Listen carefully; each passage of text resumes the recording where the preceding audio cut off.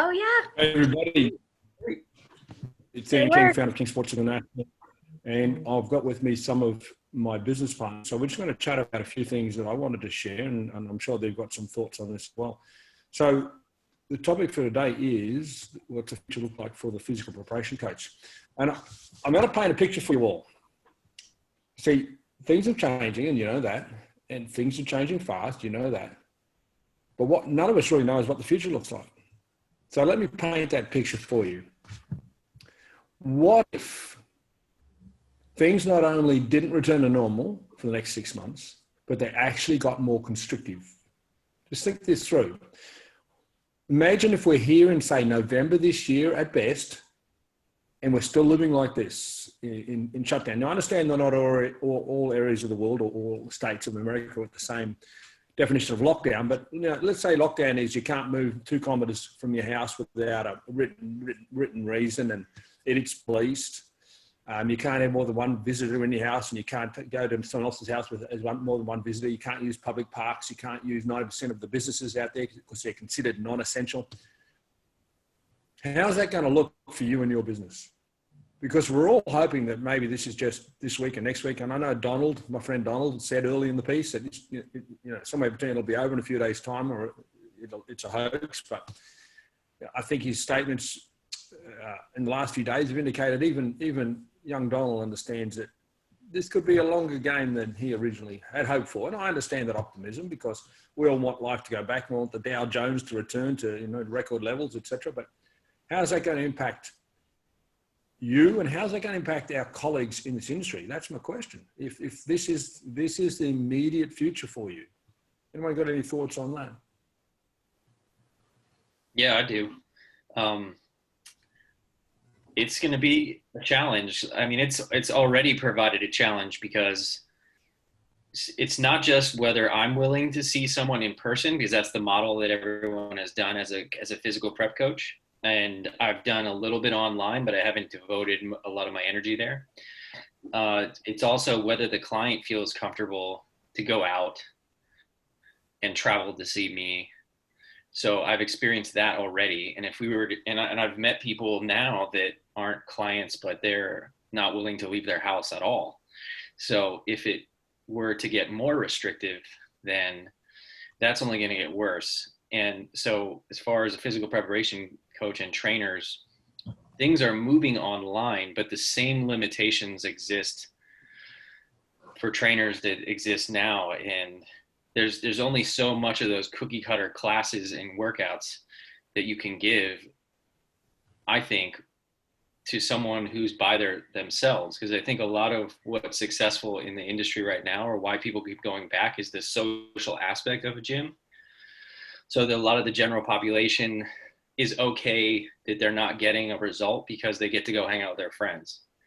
Whereas if they're at home and they're following this person on YouTube or Instagram, I mean, I question whether that will be as effective and how often they can actually turn over content, because that's what they have to do. They have to come up with new gimmicks and new gags to keep going. So what you're saying is entertaining a client in this new world, it will be a different game. Will the old tricks work? Yes. Yeah, interesting. And on that, I think the internet is the delivery channel. It's not the content. And so you're talking about the content. And we've all got the same delivery channel. Before we had the same delivery channel, our voice, our body language, we had the same delivery channel. And now we're all going to have the same new delivery channel, predominantly online. But the content question still remains. There's a few other things there, but before I go into the other aspects, anyone else got a comment on that? Yeah, I do, Ian, and I just had a little epiphany that I want to share. But so in addition to what Tom's saying, is what I'm seeing is I actually have more engagement online than I have ever before, which is awesome. But what I'm seeing, so they're consuming all of the content that I'm providing, courtesy of, at no cost. But people are very hesitant to pay money for anything right now. All the uncertainty on what's happening, people are not spending money, or they're not willing to. Either they don't have it because they lost their job a few weeks ago, or they're because of the uncertainty, they're in a freeze mode when it comes to spending. So I see that as a challenge. But actually, but the epiphany that I just had is that, so we have to kind of look where the money sources are. So maybe people are not willing to pay money, individuals. So, but maybe there are corporations out there that would be willing. So I'm thinking about like YouTube, getting on YouTube and building a following that way, where you're then getting paid by YouTube versus like the individual people, which I know is like a random thought that we can talk about later. But well, you raised the point that I wanted to raise, which is that today people are still within 2 weeks of really taking it seriously, in America at least. Obviously not in other countries. But what's it going to look like in 4 weeks' time, in 8 weeks' time, in 12 weeks' time, when the money flow changes? When I say the money flow changes, the money always moves. And this is what people need to understand. The money just moves differently. So the money's flowing. It's just flowing in different reasons for different purposes. So, I mean, let's be realistic. Physical preparation is not considered by our governments as an essential service. At least in some countries, the government have defined what's essential business, and that's allowed to continue, and what's non-essential. And gymnasiums across the world have been shut down because they're non-essential. So it's quite possible that the money flow will cut back in physical preparation from the individual consumer. Now, the money is flowing into the healthcare, into PPE, personal protection equipment. It's flowing into ventilators. It's flowing into distribution channels, like Amazon's booming. And toilet paper. I'm pretty sure toilet paper is booming.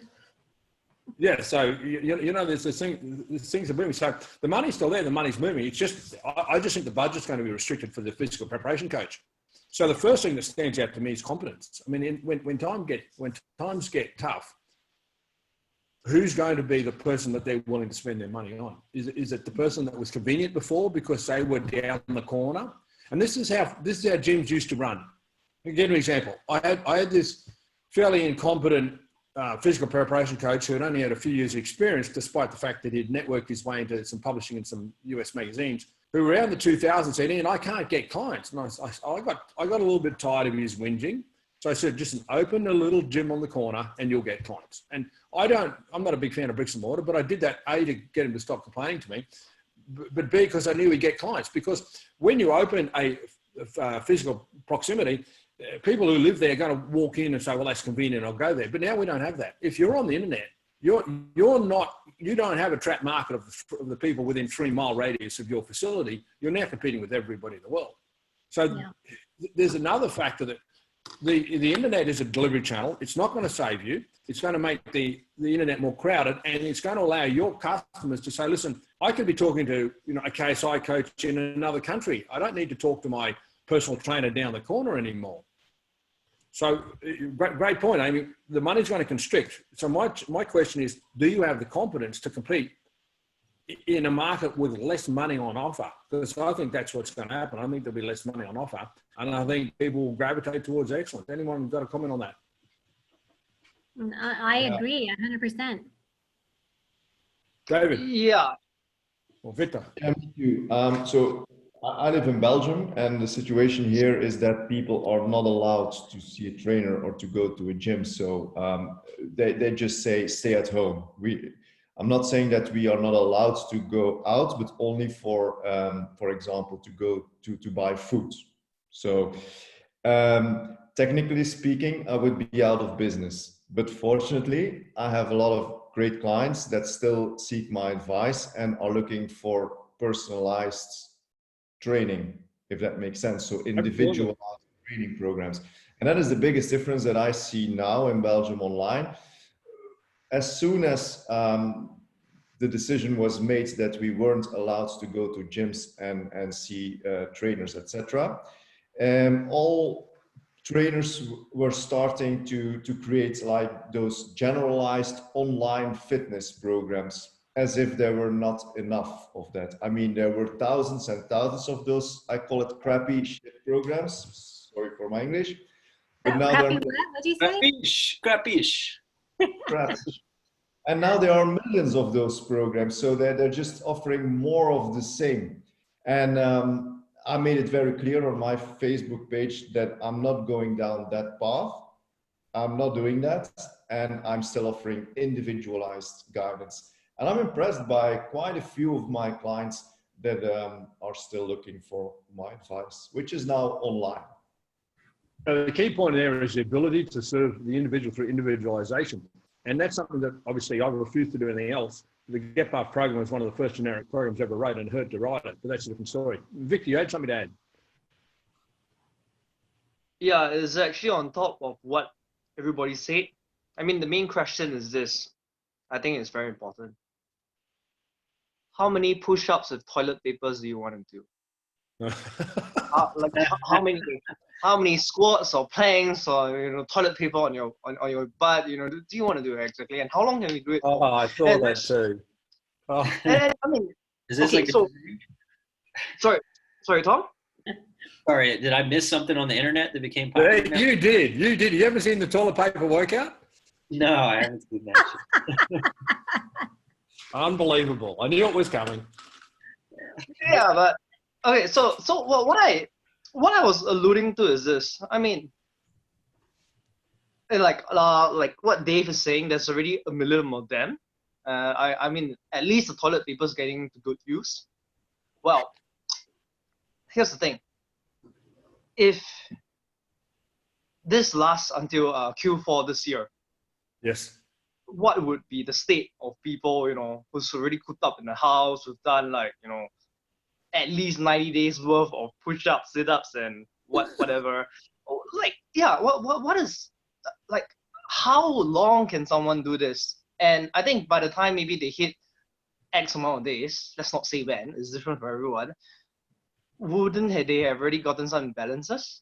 And wouldn't they be experiencing something that's, they might feel for better or worse? I'm not sure. I'm just saying, maybe based on experience. But also, apart from the physical state, that they might be different, how about the mental and emotional state? So what I'm actually alluding to, sorry, I'm just trying to sort out my thought process because it's a bit early here in the morning. So we're with you, Victor. We're with you. Yeah. So what I'm alluding to is actually this. I think consumer patterns will change. People might be more health conscious, but like what Amy said earlier, they might not be willing to pay. And also like what Ian said earlier, people just want to look for something that is different and very likely to be. They might realize even sooner that it has to be individualized, and that when that happens, is your business ready for it? And I wouldn't just say it's like physical preparation. It might even be like other sorts of coaching, or like other sorts of for example, the first thing I can think of is like tuition. Like in Singapore, tuition centers are actually closed, and people's doing like the whole e-learning thing. Even like our schools, our governments has cut down the 5-day school week to 4 days, with the 5th days being online. They're trying to ease in the whole e-learning thing. And I think some teachers, based on what I'm seeing on my social media, some teachers are already like finding it challenging to deliver. So I think if they do not have the, and when I say they, I mean like us as service providers, when we do not know what we are, or rather when we are not really sure what we're really good at, and we can't really deliver that difference to people, I think that's when people start panicking. And so if we do imagine that right now this time is November or December of 2020, have we evolved? So I think that's the key message that I want to send out to you guys. And it's not just, of course, oh yeah, now I can do one push-ups with one hand push-ups with 3 toilet paper stacks. Not evolved in that sense, but evolved in how you're gonna help your clients out there. So what you're talking about, Victor, you're talking about the ability to identify injury potential and help prevent the new injuries are going to come from a different lifestyle. And secondly, the ability to deliver holism in service, because it's going to be, issues of thought, not just issues of the body. And neither of those two, injury prevention and holism, neither of those two exist in the personal training industry. In fact, what they do causes more injuries than anything else. The majority of physical preparation programs delivered are creating imbalances. I've been saying it for quite a few decades, and nothing's changed. And now we're sitting more, bent over more over their screens, etc. We're going to have an increased need for preventing injury, but do the average person in the market have that ability? You know, and that could be found out. That limitation could be found out. Ian, can Yes, I add one? Ian. Thank you so much, Ian. I would have gotten there in the next 15 minutes, but thanks for helping me wrap that up. And so just one more thing before Dave comes in is that I think there's also one side that we got to address, the emotional side of how our prospects will be. Because end of the day, look, imagine you haven't done something that you really enjoy. It might be a walk out, like a long hike, you know, in the park or down the beach, or like I do the jiu-jitsu, and now like I'm not even going to jiu-jitsu classes because it's not exactly wise to be in hugging distance with someone. I would miss out, or I would feel that I've missed out so much, and how would that have impacted me, like emotionally and my viewpoints about things. And I think that emotional aspect has not been talked about yet. Maybe it's not so apparent, but it's something that we should seed into the people that again, it falls under the topic of holism, and that's something that our coaches are equipped to deal with. You know, we teach 5 pillars of development, and that's why we lead, and basically the only holistic service in the market that I'm aware of, and we've been talking that for quite a few decades. Great stuff, Victor. Appreciate that. David, you had something to add? Well, just a short story, and this is a true story. Happened last week. I did an online coaching with a client of mine, and she shared with me that her sister-in-law was doing a online program, like those generalized programs. 2 days, Ian, and she blew her knee, and apparently it's really bad. She said it was like, it looked awful. She blew her knee, and this is not a good time to go to the hospitals. No, not at all. That's a good point. Imagine if you got a non-emergent condition at the moment, you needed an ACL reconstruction, you'd be pretty low on the list, wouldn't you? If you wanted to go to the hospital. Did she use 500 paper instead of 1? I'm sorry, I just had to say that. Yes, you did. No, listen. That's real, because I talked to a lot of people around the world, and when the Swiss ball was popularized in the late 90s, the number of people in general population who were doing squats on Swiss balls and fell off them and ruptured their knee, like I ran out of, I couldn't count anymore. I need to take my shoes off to count the number of stories I got from people saying, yeah, back in those days, Ian, you know, I blew my knee out because I fell off doing squats on a Swiss ball. Anyway, we'll come back from that. So yeah, squatting on the unstable surface of a toilet paper roll should only be done if you have a band on one side and a Bosu ball on your head. What other devices can we try on? Anyway. So Ian, can I pop in real quick before you cover it? 2 things. I'm glad you brought up the emotional aspect, Victor, because actually, so in my realm of coaching, I've been talking a lot about that, because I have a lot of people that are emotionally eating right now. They're stress eating.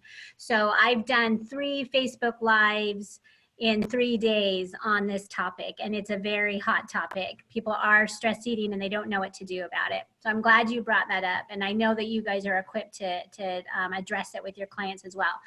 The other thought that I have is, you know, I was having a conversation a couple weeks ago with someone not in our space, but also an entrepreneur and very successful in his own space, and he said something to me that was like, boom, and it came back to me right now while I was listening to you guys. He said, basically, like, we consider ourselves game changers, right? Everything that we do as physical preparation coaches, and me as an intuitive health coach, our approach, our philosophy, what we offer and deliver to our clients is very unique, and that is not available really pretty much anywhere else, right? So we are game changers. And so what he said to me was, this is the time for game changers to show people what to do when the game changes.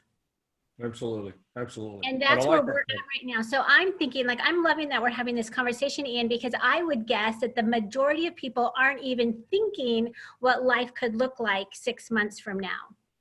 Absolutely. And so we, as the game changers, I love that we're having this conversation and we are trying to come up with, different scenarios of what could be happening. And then as game changers, we're going to need to anticipate what the needs and the challenges are right now and are going to be, and then offer those solutions, because they themselves are in survival mode. I have so many people that are high in anxiety and stress and worry and scarcity mindset and all of those things. They're just trying to get through the day, let alone try to envision that life will be different no matter what happens. Best case scenario, Ian and I have been around long enough on this planet to know that you don't ever go back to normal.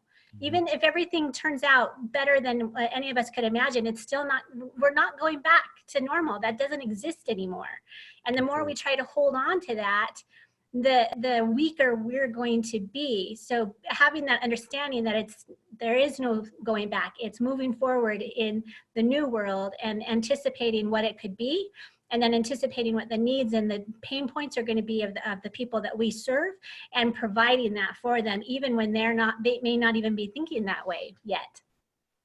That's what 2 points that I take from that, Amy. Firstly, we meet on a weekly basis as business partners, and we've been talking about COVID-19 since from the first week of January, the second week of January. We went at it pretty hard, pretty early, and one of the reasons we do that is not because we want to dwell on the fear aspect, is because we want to say, okay, where's this going and how are we going to deal with it?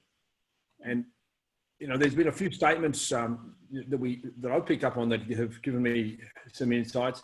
But the bottom line is, because we are a mastermind group that meet on a regular basis, and we have the desire to anticipate the future, we are better prepared. All the people in this group are better prepared to deal with this, because we've been talking about this, and as you said, now talking about some scenarios that I think most people don't want to talk about or haven't even considered. It's a day-to-day consideration for them. The second point is that we've been doing certain things such as multiple streams of income for some time, and the average person's been very comfortable. It's moments like this that shake them out of their comfort.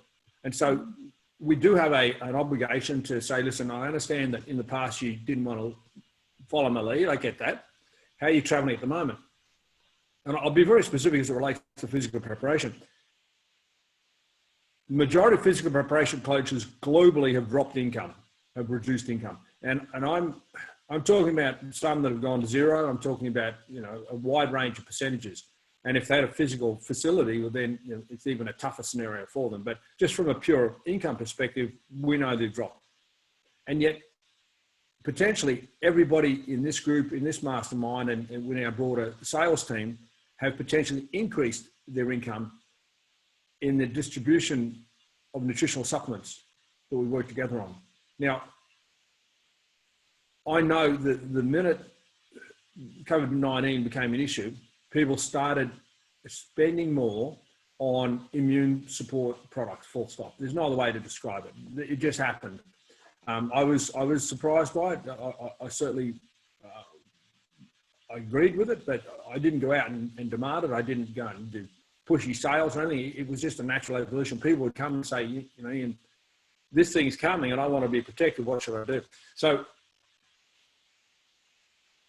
up till now, people have been comfortable doing it their own way or doing it the way the mainstream want them to do it. Now, times have changed. Maybe there's a wake-up call for some, and maybe the action will be taken. And this is not an overnight experience. This is a potentially a minimum 6 months shutdown. And think about that, followed by never going back, as Amy alluded to, it'll never go back to the way it was. And we're looking at least a decade economic recovery. We're looking at 3 generations of paying back the stimulus money minimum, if not 4 generations. Like this is a life-changing situation. And if you want to keep playing by the old rules of business and income, all I can say is good luck, because the world's changed too much for that. Any thoughts on that? Yeah, a lot of thoughts actually, but you talk about bricks and mortar businesses for quite a few years, Ian. And this is a time that I realize more than ever how important it is to have an online income stream. So personally, I see a big difference. Of course, my training, my coaching business has dropped down because of the fact that we have to stay home. But on the other hand, my online business, well, I earn a lot more now with that. So I'm very happy that I took that I made a decision several years ago to build that. And on top of that, now I have more time to continue building this extra income stream. So I'm enjoying that. And yeah, it's great to have multiple income streams. That's for sure. And just to clarify, when you say online, you're talking about your supplement distribution. You're not talking about programming online. Absolutely. Yeah. And you're one of the great examples of that. You know, I've seen your income come up, and you know, we don't want to flaunt this in the tough times our colleagues are experiencing, but it is pretty heartening for me to see my business partner's income increase when, in this income stream, at least when the majority have no rescue line. It's a government handout or nothing, because they only have that one income stream that's either earned and or reliant on the leverage of their trainers or the sale of membership to their facility. So yeah, you know, David, I've been so happy to see that, and you've been round the block enough with me to know that keep building it. It's absolutely, and great business. There are quite a few big advantages to this business model, and one of them is, of course, that we can build this from home, so we don't have to be out. We don't have to have a shop or something like that. We can stay at home. We only need internet connection and a computer. And the other thing is that the client doesn't have to come out, so the products are delivered at their door, and this is really huge nowadays. It's really nothing's really changed. It's just moved towards us. Yep. Because the distribution channel of direct ship, you know, is alive with the Amazon growth. I mean, people don't want to go to retail shop. Well, they can't go to retail shop because most of them are closed. And they don't even want to talk to the delivery driver. They just want that thing delivered. So it's a boom business. You know, it's one of those, as I said, the money hasn't stopped flowing. The money's just flowing in a different direction. And this is one of the directions it's flowing in. Internet, purchased over the internet, with some guidance from a consultant such as yourself, delivered to my door.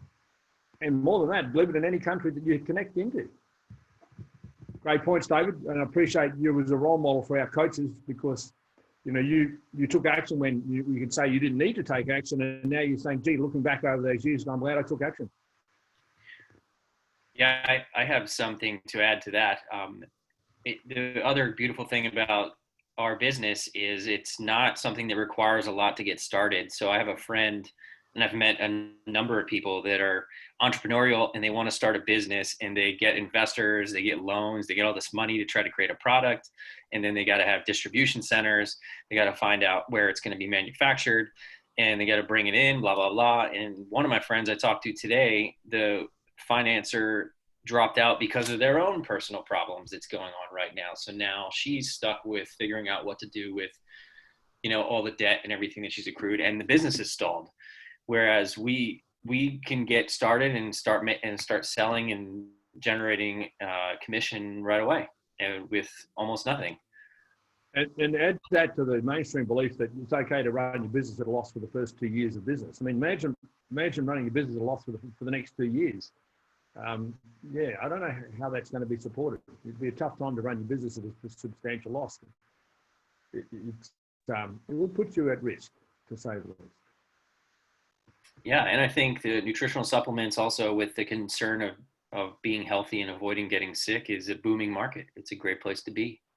People are looking for what we have. Absolutely, and it's not going to go away. Even when COVID-19 diminishes, it's not going to go away, because people's awareness of hygiene, people's awareness of personal hygiene, people's awareness of washing their hands, etc., will never revert back to the way it was. And the same with the nutritional health. And you know, without going too deep, the future of the world is not one of great health for a lot of reasons, be it from 5G radiation downwards. There's a lot of challenges moving forward in our world that astute people are going to recognise the need for health support. Absolutely. Well, I think too, Ian, what I'm seeing, you know, already is more now than ever. I mean, we've always known this. Well, I mean, like since I've joined you guys, our health is our wealth. but even more so, I think Tom and I had this conversation last weekend that like, just to survive this, just to get through this time period and still be healthy is going to be a huge success. I mean, when we look at the numbers statistically of how many people are going to get the virus and how many are going to pass away and whatnot, like just staying healthy through this whole experience is going to be a tremendous success right there. So we know that health is wealth, but I'm now involved, you know, most of my friends are also entrepreneurs of one type or another. They are self-employed or business owners or entrepreneurs. And so they can't afford to get sick because they get sick and they're out for a week or two. That's a week or two of lost income. And so they are also very concerned about making their health a priority more now than ever because of that. It's starting to hit home to other people that it's, oh yeah, I got to stay healthy just so that I can make money to get through this time. There's just not a lot of safety nets or support systems for us to fall back on when we're self-employed. And I think that we're going to start seeing more self-employed people. I mean, people are getting laid off. They may not go back to their jobs. So they're going to have to create some sort of income for themselves. Yeah, and the shift from 9/11, I think, was in that direction because companies were reluctant to carry the burden of having an employee, especially with their healthcare costs in America. And when they brought in, I think some of the aspects of the healthcare system in terms of over 30 hours of employment, the employer had to provide more. There was a reduction back to more part-time employment. So absolutely, the burden of the employer in terms of carrying employee costs during times like this will encourage them to shift further towards consulting work or subcontracting or outsourcing. So absolutely, you're going to see that growth. And the statistics are pretty. I would say for America, the statistics are pretty. I'm trying to find a word that's not too scary, but let's just say, without an adjective, and I'd have to look for my friend Donald because he's got a lot of adjectives like very and huge.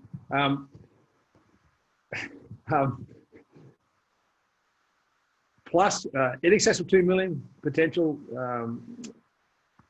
contract the virus, and potential death rate of in excess of 50,000. So that's pretty sobering. That's the word I was after. It's a sobering statistic about where America, particularly, is going, and this is my concern. America is potentially heading towards being potentially the epicenter, and for a lot of reasons. And I haven't seen the stats today, but I'm confident within a day or two they'll become the record holders of deaths per day of any country. But it's the impact. If America is struggling with the disease, such as the virus, and is shut down and negative and in fear, it impacts the world. Even if the rest of the world was COVID-free, let's pretend the rest of the world's COVID-free, but America's struggling, it's going to be contagious. The attitude is going to be contagious throughout the world. So, I'm not enjoying the fact that America is potentially heading into the worst or the epicenter of the disease globally. So yeah, the health is critical.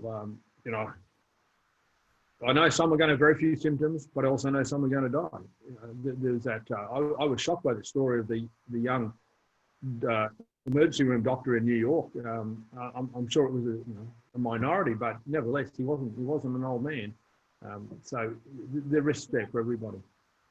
Well, and I just want to reiterate your point, how it's going to impact the world, because that's another thing Tom and I are talking about last week too, is that the reason why this is going to be so impactful is because it's happening globally, So it's not just in an isolated part of the world. This is happening all over. And yes, like you said, the US props up a lot of different economies throughout the world. And so when we're retracting, it's going to have, widespread effect globally. Absolutely. And that's a concern. I mean, that's a concern more than just for the concern of America. It's I from a citizen of the world perspective, I want America to get healthy, but I'm also realistic about it. It's not about to happen in the immediate future. If you plot the daily death rates and anticipate where it's going, I see Spain starting to plateau potentially, and maybe Italy the same, but America is a long way from plateauing. And then the talk of the second wave, which was always a concern for me, but tied with the season of winter returning late this year, that's an added consideration. That's why I'm thinking, we'll be having the same discussion in November, so to speak. Some great points. Appreciate your contribution, Amy. Any final comments, any final points anyone wants to make? Yeah, I do have 3 points to make actually, up from 2. All right. In Singapore, you can actually, for those who remembers actually that you can Google this, Singapore stopped at 2. It was a campaign for birth control. I digress, but all right, hang on. All right. Very good. Very good. Right, this looks better. I took like 15 minutes to figure out how to flip my phone. Okay, yeah. So 3 things to share. One, there's this wise person that once said. So I don't remember who said it, or maybe like a few people said it. But if you hear it here first, you know who to credit to. So basically, if we take all the wealth in the world and we redistribute it, like we just strip everyone off and make it 0, and then we redistribute the wealth will always go back to like the top.